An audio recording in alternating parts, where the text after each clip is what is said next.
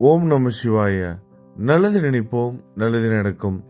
சிவனோட அருள் இல்லாமல் அவரோட பெயரை கூட நம்ம உச்சரிக்க முடியாது. அதே மாதிரி தான் அவரோட அருள் இல்லாமல் இந்த பதிவை நீங்கள் கேட்க முடியாது. எதுக்காக இதை இப்படி சொல்கிறேன் அப்படின்னா, வெறும் பதிவிற்காக சொல்லலை. மிக மிக முக்கியமான சக்தி வாய்ந்த லிங்கங்களோட பெயர்களை தான் நீங்கள் கேட்க போகிறீங்க. எனக்கும் இந்த சேனல் மூலமாக சக்தி வாய்ந்த லிங்கங்களோட பெயர்களை உச்சரிப்பதற்கு ஒரு வாய்ப்பு கிடைச்சிருக்கு. அதற்காக சிவபுராணம் தொடர்ந்து கேட்டுட்ருக்க ஒவ்வொரு சிவபக்தர்களுக்கும் நன்றி கூறி இன்றைய பதிவு ஆரம்பிக்கிற சிவபுராணம் பாகம் 22. பாகம் 21ல் நந்திகேஸ்வரரை பற்றி நம்ம தெரிஞ்சுக்கிட்டு இருப்போம். இன்றைய பாகம் 22ல் சிவபுராணம் பாகம் 22ல் இன்னும் மேலும் நிறைய முக்கியமான ஒரு சில லிங்கங்கள் பற்றியும், அதுலேயும் முக்கியமாக நம்ம எல்லாருக்கும் தெரியும் அத்ரி முனிவரும் அனுஷ்யா அவங்களோட பத்னியும். ஏன்னா அவங்களால தான் தத்தாத்திரேயரோட அவதாரம் நிகழ்ந்தது. மும்மூர்த்திகளும் சேர்ந்த ஒரு அவதாரம் தத்தாத்திரேயர். அப்படிப்பட்ட ஒரு அவதாரத்தை நமக்கு கொடுத்தது அத்ரி மகரிஷியோட மனைவி அனுஷ்யாவின் பதிவிரத தன்மை. அந்த கதையெல்லாம் நீங்கள் ஏற்கனவே கேட்டிருப்பீங்க. அப்படி இல்லைனாலும் நம்ம தத்தாத்திரேயர் பற்றி நம்ம திரும்ப மீண்டும் ஒரு பதிவு கூட இந்த சேனலில் புதிதாக நம்ம போடலாம். அவங்களோட பதிவிரத தன்மைக்கு மகிழ்ந்த ஈசன் அத்ரீஸ்வரராக விளங்குறாரு. அந்த அத்ரீஸ்வரரை பற்றியே நம்ம இந்த பதிவில் தெரிஞ்சுக்க போகிறோம். அனுஷ்யாவின் பதிவிரத தன்மையால் நிகழ்ந்த ஒரு மிகப்பெரிய ஒரு அதிசயமும் இந்த பதிவில் காத்திருக்கு. அதையும் நீங்கள் முழுவதுமாக கேளுங்க. ஈசனோட அருள் இல்லாமல் எதையுமே நம்ம கேட்கவும் பேசவும் முடியாது. சிவபுராணம் கதைகள் அவ்வளவு புனிதமானது. இதை படிக்க படிக்க அவ்வளவு ஆனந்தமாக இருக்குது. அதே உணர்வை நீங்களும் அடைவீங்கிற நம்பிக்கையோட இன்னைக்கு பாகம் 22 கதைகளை சொல்ல ஆரம்பிக்கிறேன். தொடர்ந்து சூத முனிவர் நைமிசாரண்ய மக்களுக்கும் அவரை சார்ந்த மற்ற பல முனிவர்களுக்கும் அநேக லிங்கங்களை பற்றி சொல்ல ஆரம்பிக்கிறாரு. சூத முனிவர் குறிப்பிட்ட அந்த முக்கியமான லிங்கங்களை பற்றி இப்போ நம்ம கேட்க போகிறோம். லிங்கங்களோட பெயர்கள். இதை காதால் கேட்பதே கோடி புண்ணியம். சரி வாங்க, இப்போ நம்ம சிவபெருமானோட முக்கியமான லிங்கங்கள்லாம் நம்ம இப்போ கேட்டு தெரிஞ்சுக்கலாம். வியாசேஸ்வரர், அசேஸ்வரர், பண்டாரேஸ்வரர், ஹாங்கரேஸ்வரர், சுரேஸ்வரர், பூதேஸ்வரர், சயமேஸ்வரர் போன்ற லிங்கங்களை நம்ம தரிசித்தாலே நம்மளோட பாவங்கள் போய்விடுமாம். அது மட்டும் இல்லாமல் தப்தி நதி தீர்த்தத்திலும் அநேக லிங்கங்கள் இருக்கின்றன. குமரேஸ்வரர், சித்தேஸ்வரர், ராமேஸ்வரர், ருஷீஸ்வரர், பம்பேஸ்வரர், நந்தேஸ்வரர், பஞ்சபுஞ்சேஸ்வரர் ஆகிய லிங்கங்களை தரிசிப்பவன் சகல செல்வங்களையும் பெற்று சந்தோஷமாக வாழ்வான். பூர்ண நதி தீர்த்தத்தில் பூர்ணகேஸ்வரரும் வீரேஸ்வரரும் இருக்கின்றனர். கோதாவரி நதி தீர்த்தத்தில் கபாலேஸ்வரர், சுக்கரேஸ்வரர், சந்திரேஸ்வரர், தௌதரபாபேஸ்வரர், பீமேஸ்வரர், சூரியேஸ்வரர் ஆகியோர் இருப்பிடம் கொண்டுள்ளனர். திருப்திகா நதி தீர்த்தத்திலே திரையம்பகேஸ்வரர், கோகர்ணேஸ்வரர், நாருகேஸ்வரர், ராமேஸ்வரர், நந்திதேஸ்வரர், விமலேஸ்வரர், கண்டகேஸ்வரர் ஆகியோரை தரிசிக்கலாம். இவர்களை பூஜித்தால் ஞான மார்க்கத்தில் ஈடுபாடு உண்டாகும். மேலும் திருப்திகா நதி கடலிலே சேரும் சங்கமத்தில் தர்மேஸ்வர லிங்கம் இருக்கிறது. மேலும் மேற்கு கடற்கரையில் சித்தேஸ்வரர், பிவேஸ்வரர், அந்தகேஸ்வரர் இருக்கின்றனர். அற்புதாஸ்தலத்தில் சங்கரேஸ்வரர், நர்த்தமேஸ்வரர், கோடீஸ்வரர் ஆகியோரை காணலாம். கௌசிகா நதி தீர்த்தத்திலே அசலேஸ்வரர், நாகேஸ்வரர், அனந்தேஸ்வரர், யோகேஸ்வரர், வைத்தியநாதேஸ்வரர், கோடீஸ்வரர், சப்தேஸ்வரர், பத்ரேஸ்வரர், சண்டீஸ்வரர், சங்கமேஸ்வரர் ஆகியோரை வழிபடலாம். இப்பொழுது நம்ம மிகவும் முக்கியமான அத்ரீஸ்வரரோட அவதாரம் பற்றி நம்ம தெரிஞ்சுக்க போகிறோம். அனுஷியாவின் பதிவிரத தன்மையால் தோன்றிய அத்ரீஸ்வரரோட புராண கதையை தான் இப்போ நம்ம கேட்க போகிறோம். இந்த பதிவில் முழுவதுமாக கேளுங்க. நிச்சயமாக இந்த பதிவு உங்களுக்கு பயனுள்ளதாக அமையும். எல்லாமே நல்லபடியாகவே நடக்கட்டும். தென் திசையில் காமதம் என்ற வனம் ஒன்று இருக்கிறது. அங்கே பிரம்மாவின் புத்திரரான அத்ரி முனிவர் தன் மனைவியான அனுஷியையோடு தவம் செய்து வந்தார். அந்த வனத்தில் அனுஷியாவோட சேர்ந்து அவங்களோட கணவர் என்ன பண்ணுறாரு, தவம் புரிந்து வந்துட்டு இருக்காரு. அனுஷியாவுக்கு ஒரு வேலையும் இல்லை, ஒரே ஒரு வேலை தான். அவங்க என்னன்னா பதிவிரத தன்மையோட தன்னோட கணவனுக்கு, அதாவது அத்ரி மகரிஷிக்கு சேவை செய்வது மட்டும்தான் அவங்களோட மிகப்பெரிய ஒரு வேலை. அது மட்டும் இல்லாமல் சிவபெருமானுக்கு பூஜை செய்வது. இந்த 2 வேலை மட்டும்தான் அவங்களுக்கு. முதல் வேலை பார்த்திங்கன்னா கடவுளை காட்டிலும் அவங்களோட கணவருக்கு உண்மையாக இருப்பது, பதிவிரத தன்மையோடு இருப்பது தான் அவங்களோட மிகப்பெரிய பலம். அந்த பலத்தினால்தான் அத்ரி மகரிஷியோட தவமும் சிறந்த அளவில் போற்றப்பட்டது, சிறப்பாக நடந்து கொண்டும் இருந்தது. இப்படி இருக்கிற ஒரு டைமில் அங்கே எங்கேயும் மழை பெய்யலை. அந்த வனத்தில் எங்கேயும் மழையே பெய்யலை. எங்கே பார்த்தாலும் காஞ்சி போய் கிடக்கிற ஒரு டைமில் எங்கேயும் மழை பெய்யலை. தொடர்ந்து பல ஆண்டுகளாக மழை பெய்யாததால் வறட்சி உண்டாயிற்று. ஆறு, குளம், கிணறு ஆகிய நீர்நிலைகளில் தண்ணீர் சுத்தமாக வற்றிவிட்டது. பயிர் பச்சைகள் கருகின. பசுமையை என்பதை எங்கும் பார்க்க முடியவில்லை. பசுமையே எங்கும் இல்லை, எல்லாம் காஞ்சி போயிருக்கு. அதன் காரணமாக உஷ்ண காற்று வீச தொடங்கியது. மக்கள் எல்லாரும் கஷ்டப்பட்டாங்க. ஆடு மாடுகள்லாம் செத்து போகுது, தண்ணீர் கூட குடிக்க இல்லாமல் மக்கள் துன்பப்படுறாங்க. கர்மாவினால் ரொம்ப அவதிப்படுறாங்க. அத்ரி முனிவரின் ஆசிரமத்திலும் இதே கஷ்டம்தான் நீடித்து வந்தது. முனிவரின் சிஷியர்கள் அங்கே தங்க முடியாது என்று வெளியிடங்களுக்கு போயிட்டாங்க. அத்ரி முனிவரோட சீடர்கள் கூட என்ன பண்ணிட்டாங்க, இனிமேல் நம்ம இங்கே இருக்க முடியாதுன்னு அத்ரி மகரிஷியை விட்டு போயிட்டாங்க. ஆனால் அவங்களோட பத்தினி தெய்வமான அனுஷியா மட்டும் அவங்க கூடயே இருந்து அவங்களுக்கு தொடர்ந்து சேவை செய்துக்கிட்டே இருக்காங்க. அவருக்கு பணிவிடை செய்து கொண்டே இருக்காங்க. கொஞ்சம் கூட களைப்படையாமல் பணிவிடை செய்து கொண்டும் சிவபூஜை நடத்தி கொண்டும் அந்த வறண்ட பூமியிலேயே அவங்க கணவனுக்கு சேவை செய்து வாழ்ந்துக்கிட்டு இருக்காங்க. கூடவே சிவபெருமானுக்கு பூஜைகளும் செய்து கொண்டிருக்காங்க அந்த பத்தினி தெய்வம். நம்ம எல்லாருக்குமே தெரியும், சிவனாலே அபிஷேக பிரியர். அப்படிப்பட்ட சிவபெருமானுக்கு கூட அந்த சிவலிங்கம் வச்சு வழிபடுறாங்கள, அந்த லிங்கத்துக்கு கூட அவங்களால அபிஷேகம் செய்வதற்கு கூட சரியான தண்ணீர் கிடைக்கல. அதனால் அவங்க மானசீகமாகவே சிவபெருமானுக்கு தினந்தோறும் என்ன பண்ணுறாங்க, அபிஷேகம் செய்துக்கிட்டு இருக்காங்க. இப்படியே அவங்களோட காலங்கள் உருண்டோடிக்கிட்டு இருக்கப்ப அத்ரி முனிவர் என்ன பண்ணுறாரு, கண்களை மூடி யோகத்தில் அமர்ந்து விட்டார். யோக நிலையில் அமர்ந்துட்டாங்கன்னா எத்தனை வருஷம் அவங்க அப்படியே இருப்பாங்கன்னு தெரியாது. உடனே அனுஷியாவும் என்ன பண்ணுறாங்க, அவங்களுக்கு வேலை இல்லை. ஏன்னா தன்னோட கணவருக்கு சேவை செய்வது அவங்களோட முதல் வேலை. அடுத்தது சிவபெருமானுக்கு பூஜை செய்வது. இப்பொழுது பூஜைக்கான பொருட்களும் சரியாக கிடைக்காத. முக்கியமாக தண்ணி வேணும்.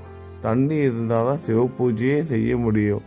தன்னோட கணவரும் யோக நிலையில் உட்காந்துட்டாரு.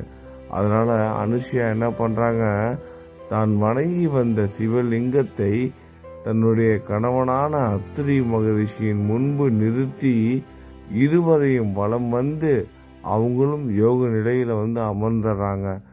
இப்படியே நாட்கள் மெதுவாக உருண்டோடுகிறது.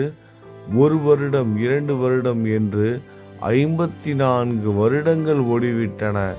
அவர்களுடைய தவத்தை கலைக்க ஒரு சில அரக்கர்கள் முனைந்தனர். ஆனால் அவர்களால் முனிவரையும் அவர் பத்தினியையும் நெருங்கக்கூட முடியவில்லை. எதனாலனா அனுஷியாவோட பதிவிரத தன்மை அவ்வளவு சக்தி வாய்ந்தது. அவங்களோட பதிவிரத தன்மையிலிருந்து வெளிப்பட்ட அந்த யோக அக்னி அசுரர்களையும் அரக்கர்களையும் நெருங்கக்கூட விடாமல் தடுத்து நிறுத்தியது. அத்ரி முனிவரும் அனுஷியும் செய்யும் தவத்தை பற்றி தேவர்கள் அறிந்தனர். அதை காண அவர்கள் காமதம் எனப்படும் அவ்வனத்துக்கு ஓடி வந்தனர். அந்த வனத்தோட பேர், அந்த காற்றோட பேர் காமதம். தேவர்கள்லாம் இவங்க செய்கிற அந்த தவத்தை தெரிஞ்சுக்கிட்டு அவங்க செய்கிற தவத்தை பார்ப்பதற்காக தேவர்கள்லாம் வராங்க. யோகத்தில் அமர்ந்திருக்கும் முனிவரையும் அவர் முன்பு கண்மூடி தியானத்தில் இருக்கும் பத்னி தெய்வமான அவங்களோட மனைவியையும் பார்த்து மகிழ்ச்சி அடைகிறாங்க. அவர்களை பலவிதமும் பாராட்டி திரும்புகிறாங்க. அவங்கள பலவிதமாக பாராட்டி தேவர்களும் திரும்பி போகிறாங்க. ஆனால் சிவபெருமானும் கங்கையும் மட்டும் திரும்பவில்லை. தம்மை உள்ளன்போடு பூஜித்து அவர்களுக்கு அருள வேண்டும் என்று இருவரும் காத்திருந்தனர். எல்லாரும் பார்த்துட்டு போயிட்டாங்க. ஆனால் சிவபெருமானும் கங்கையை மட்டும் பார்த்துட்டு திரும்பி போகலை. இவ்வளவு நாளாக பக்தியோடு நம்மளை நினைத்து தவம் இருந்து கொண்டிருக்கும் இவங்களுக்கு நம்ம ஏதாவது அருள் கொடுக்குறோன்னு அவங்க மட்டும் காத்திருக்காங்க. சிவபெருமானும் கங்கையும் காத்திருக்காங்க. இவங்களோட தவம் கலைந்து இவங்களாவே எந்திரிக்கிற வரைக்கும் நம்ம காத்திருப்போம் அப்படின்னு சிவபெருமானும் கங்கையும் பொறுமையாக காத்திருக்காங்க. இப்படி இருக்கும் பொழுது அத்ரி மகரிஷி ஒரு நாள் கண் விழித்து என்ன பண்ணுறாரு, கண் விழித்து பார்த்து அனுஷியாவை பார்த்து சொல்கிறாரு. அவங்களும் யோகத்தில் தான் இருக்காங்க. இருந்தாலும் தவத்தில் இருந்தாலும் அவங்களோட மனைவி கிட்ட தானே ஹெல்ப் கேட்க முடியும். அதனால் அத்ரி முனிவர் தன்னோட மனைவியான அனுஷியா கிட்ட போயிட்டு சொல்கிறாங்க, நீ போயிட்டு கொஞ்சம் நீர் கொண்டுட்டு வா அப்படின்னு சொல்கிறாங்க. தியானத்தை கலைத்த அனுஷியா என்ன பண்ணுறாங்க, இதோ கொண்டு வருகிறேன் சுவாமி என்று சொல்லி பாத்திரத்தோட நீர் கொண்டு வருவதற்காக அந்த காட்டின் உள்ளே நடந்து செல்கிறாங்க. அங்கே எங்கே பார்த்தாலும் தண்ணீரே இல்லை.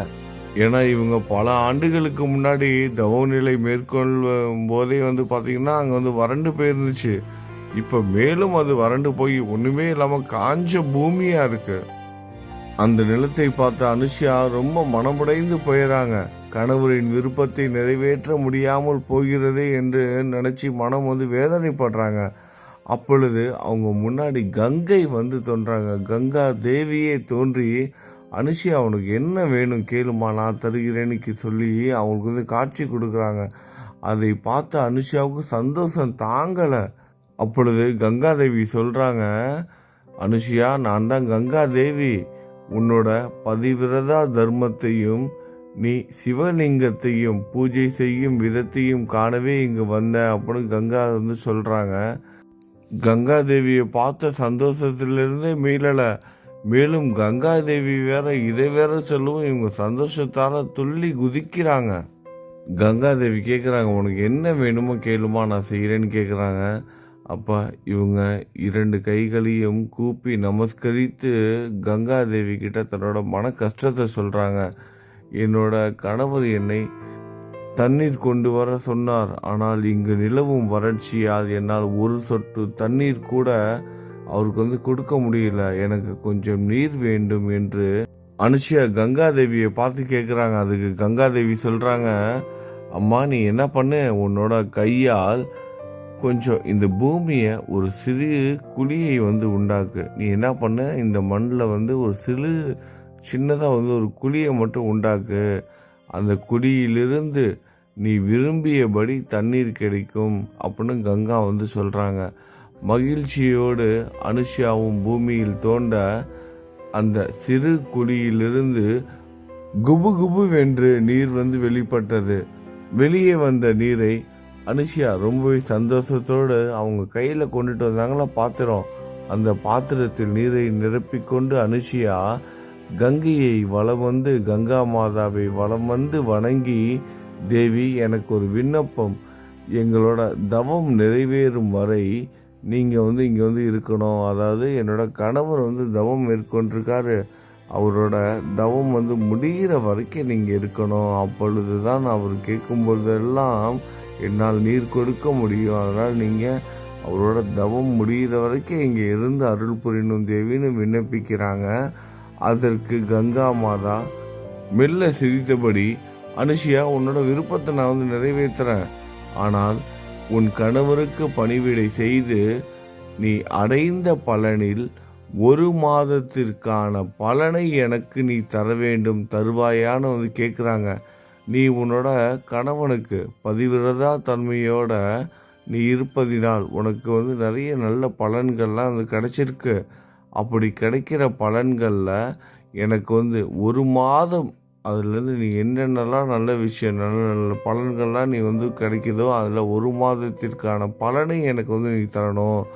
அப்படி நீ கொடுப்பதற்கு சம்மதித்தால் உன்னுடைய கணவரான அத்ரி மகரிஷியின் தவம் நிறைவேறும் வரை, அவர் தவம் முடிக்கிற வரைக்க நான் இங்கேயே இருக்கேன்னு கேட்டுக்கிறாங்க. அனுஷியாவும் ரொம்ப சந்தோஷித்தபடி, ஏன்னா கங்கா மாதா நம்மக்கிட்ட கேட்குறாங்க, இது மிகப்பெரிய ஒரு ஆசீர்வாதம்ல. அதனால அவங்க எதை பற்றியும் யோசிக்காமல் அவங்க உடனே இந்த கண்டிஷனுக்கு ஓகே சொல்கிறாங்க.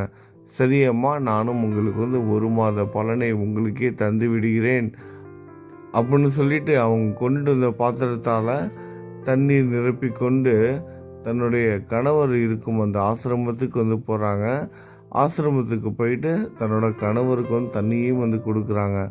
அந்த தண்ணீரை உபயோகித்த அத்ரி முனிவர் இந்த தண்ணீர் மிகவும் ருசியாக இருக்குது, இதுக்கு வாய்ப்பே இல்லையே, எங்கேயும் மழை பெய்யாத டைமில் இந்த சுத்தமான மற்றும் இனிமையான தண்ணீர் எங்கிருந்து உனக்கு கிடைத்தது அப்படின்னு கேட்குறாங்க.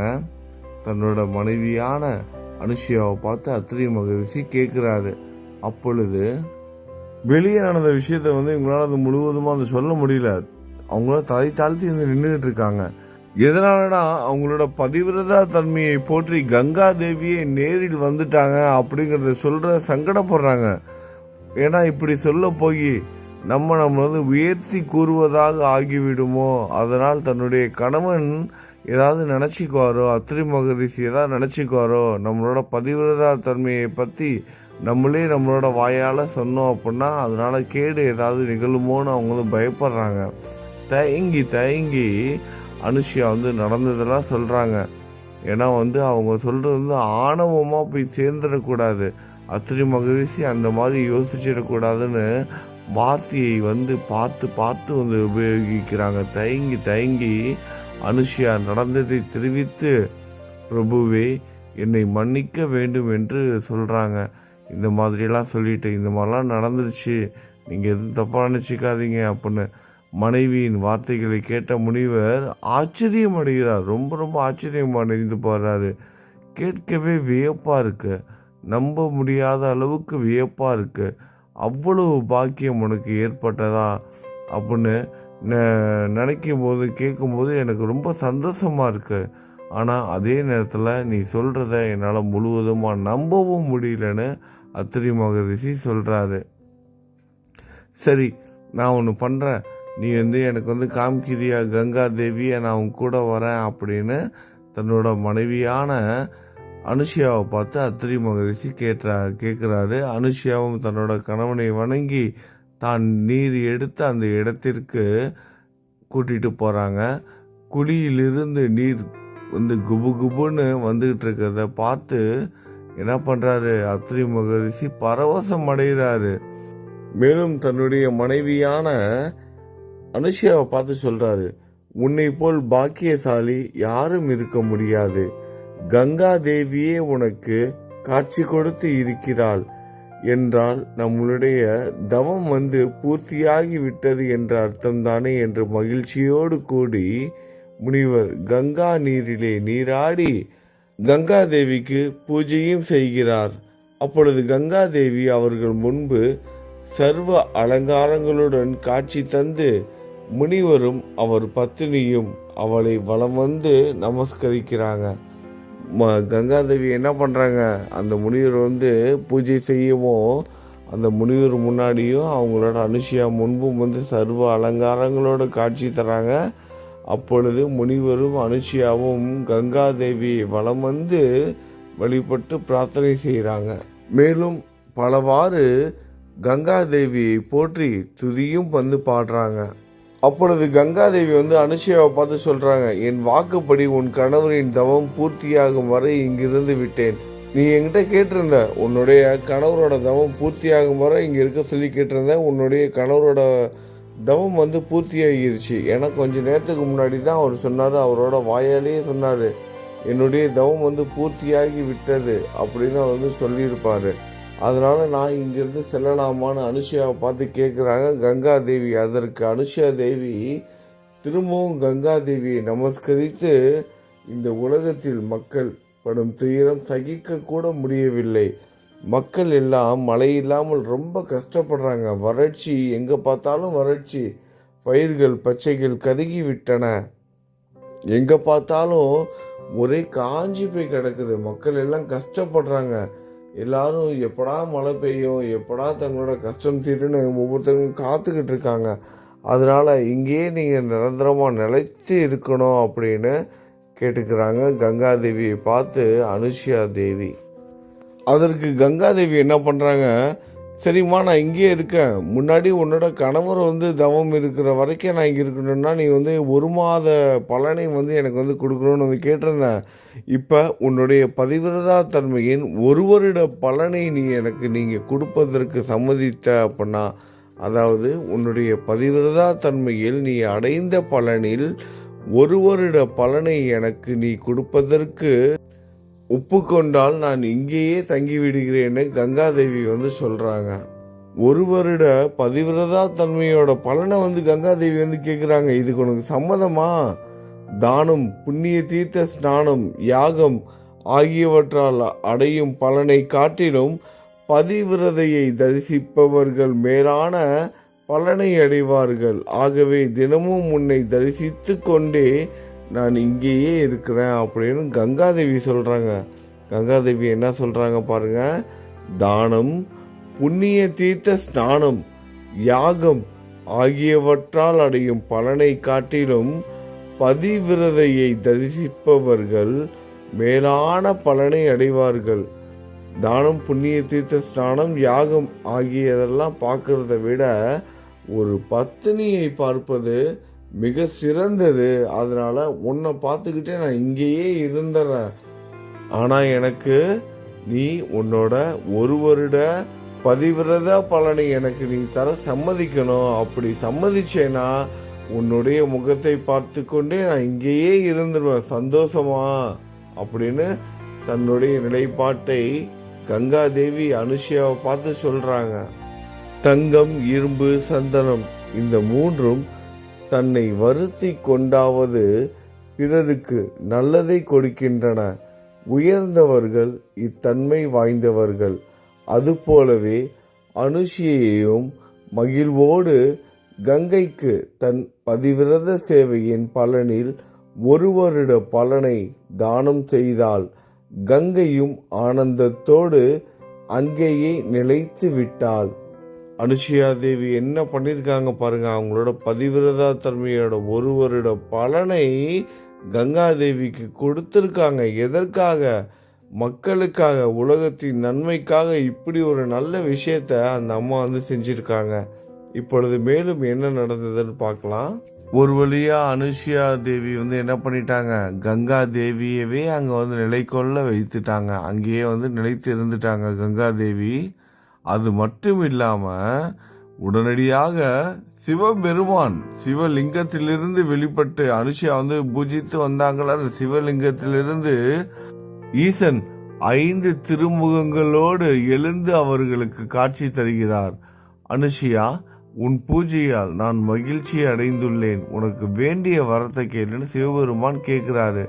அப்பொழுது அத்ரி முனிவரும் அனுஷியாவும் ஈசனையையும் கங்கையையும் ஒரு சேர ஒருங்கே வலம் வந்து வணங்கி சோஸ்திரங்களால் துதிபாடுகின்றனர். பிரபுவே சர்வேஸ்வரா, எங்கள் மீது கருணை கொண்டு தாங்கள் தோன்றியிருக்கும் பட்சத்தில் தாங்கள் இந்த ஆசிரமத்திலேயே என்றும் இருந்து மக்களுக்கு சகல சுகங்களையும் அருள வேண்டும்னு வேண்டி பிரார்த்தித்து கேட்டுக்கிறாங்க. ஈசன் அவர்கள் கோரிக்கையை ஏற்று அவ்வாறு அருளி மறைந்தார். சர்வேஸ்வரனும் கங்கா தேவியும் அத்திரி ஆசிரமத்தில் இருப்பிடம் கொண்டதால் ஆசிரமம் தலைத்து விளங்க தொடங்கியது. வெளியிடங்களிலிருந்தெல்லாம் முனிவர்கள் அந்த வனத்தில் தவம் செய்து முக்தி பெற வேண்டுமென்று வந்து கூடினர். முன்னாடி முனிவர்கள் எல்லாம் என்ன பண்ணாங்க, இந்த இடமே தவம் செய்வதற்கு ஏற்ற இடம் கிடையாது, எங்கே பார்த்தாலும் வறட்சியாக இருக்கான்னு எல்லாரும் போனாங்க. ஏன், அத்திரி முனிவர் கூட இந்த அவங்களோட சீடர்களே விட்டுட்டு போனாங்க. ஆனால் இன்னைக்கு வெளியிடங்கள்ல இருந்தால் எண்ணற்ற முனிவர்கள் வந்துட்டாங்க. ஏன்னா கங்கா தேவியும் இங்கே நிலை கொண்டிருக்காங்க, கூடவே ஈஸ்வரனும் இங்கே இருக்காரு. அதனால எல்லாரும் முக்தி அடைவதற்காக எல்லா முனிவர்களும் அங்கே வந்து தவம் புரிய ஆரம்பித்தாங்க. அதுக்கப்புறம் அத்திரி மகரிஷியோட ஆசிரமே ஒரு திவ்ய ஸ்தலமாகவே அந்த மாறிடுச்சு. வெளியிடங்களிலிருந்து எல்லா முனிவர்கள் அந்த வனத்தில் தவம் செய்து முக்தி பெற வேண்டுமென்று வந்து கூடினர். எல்லோரும் பகவானை ஆராதித்து வழிபட்டனர். ஈசனும் அவர்கள் பூஜைக்கு மகிழ்ந்து நாட்டிலே நிலவி வந்த வறட்சி நீங்க மழை பொழிய செய்தார். பயிர்கள் பச்சைகள் தோன்றின. மக்கள் குதூகலத்தோடு பகவானை ஆராதித்து மகிழ்ச்சியில் திளைத்தனர். அத்திரி முனிவர் கேட்டுக்கொண்டதன் பேரில் அந்த ஆசிரமத்தில் இருப்பிடம் கொண்ட ஈசன் அத்திரீஸ்வரர் என்று போற்றப்படுகிறார். பாகம் 22 சிவபுராணம் பாகம் 22 இதோட முடிவடையுது. இன்றைய பதிவு நல்லா இருந்துச்சா அப்படிங்கிறத உங்களோட கருத்துக்களை நம்மளோட யூடியூப் கமெண்ட் பாக்ஸில் வந்து தெரியப்படுத்துங்க. பார்த்து தெரிஞ்சுக்கிறேன். ஏதாவது குறைகள் இருந்தால் சொல்லுங்கள். அதையும் நல்லதே நடக்கட்டும். நல்லது நினைப்போம், நல்லதே நடக்கும். ஓம் நமச்சிவாய.